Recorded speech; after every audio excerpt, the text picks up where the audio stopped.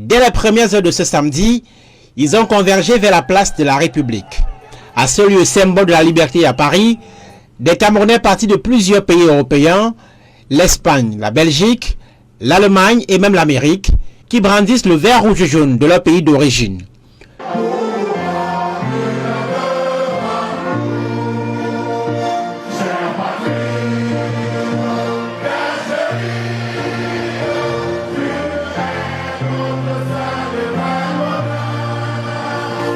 Ils répondent à l'appel de Maurice Kamto, le président du MRC, venu les appeler à se mettre en ordre de bataille pour la présidentielle d'octobre prochain au Cameroun. L'auditoire est composé de personnalités politiques et de la société civile, l'universitaire Jean-Calvin Abaoyono, parti de Yaoundé pour la cause, ou le célèbre bassiste Richard Bona, mais également de milliers d'anonymes qui se disent assoiffés d'alternance au Cameroun. Vous savez, en 2020, nous avons eu 3 mois pour préparer cet événement.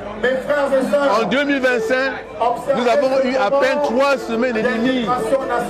Le peuple est là, nombreux, plus nombreux qu'en 2020.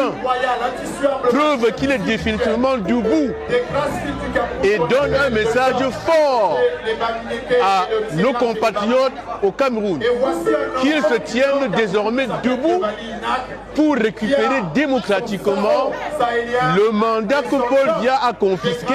Alors qu'un vif débat anime la scène politique au Cameroun sur sa possibilité à se présenter au scrutin d'octobre prochain, Maurice Kamto, qui affirme serein qu'il sera candidat, est venu rassurer la diaspora. L'occasion propice pour faire le procès du régime de Yaoundé, qu'il dit frileux face à sa capacité de mobilisation et incapable, dit-il, de répondre aux aspirations des Camerounais. Peu avant le rassemblement de Paris, le président du MRC a appelé ses soutiens, notamment de la diaspora, à accélérer les contributions pour financer les besoins de sa campagne électorale.